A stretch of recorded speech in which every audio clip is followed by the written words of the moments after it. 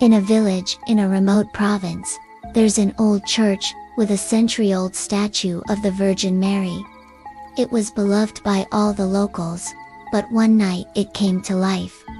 The villagers were overjoyed, but they didn't know the half of it. One night at midnight, the statue began to weep. People came from all over the province to witness this miracle. They brought cloths to wipe the statue's eyes, which were filled with what looked like diamonds. Each tear glistened in the candlelight, and the villagers took them home to use as holy water. But soon strange things began to happen. Villagers awoke to find their animals missing, and their fields trampled. At first they assumed it was a bear or a wolf, but there was no sign of either. And then the missing livestock began to turn up, dead, drained of blood. Fear turned to suspicion, and they began to whisper that the Virgin was weeping blood.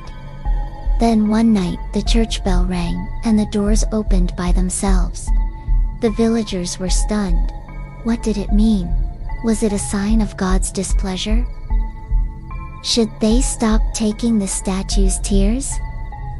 Nobody knew for sure, but everyone was afraid to touch the statue again.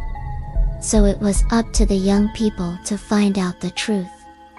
A brave soul stepped forward and wiped the statue's eyes. They were empty sockets. Then someone noticed wet footprints leading to the door. It was a boy. He must have climbed in and hid in the statue's cloak. But where had he gone, and why? They searched for him until dawn, when suddenly, the boy was gone. The statue was smiling. Ever since then, the villagers have kept the statue's tears in a vial, too afraid to touch them, whispering, "Never touch the tears." Follow 4 stories like these every night.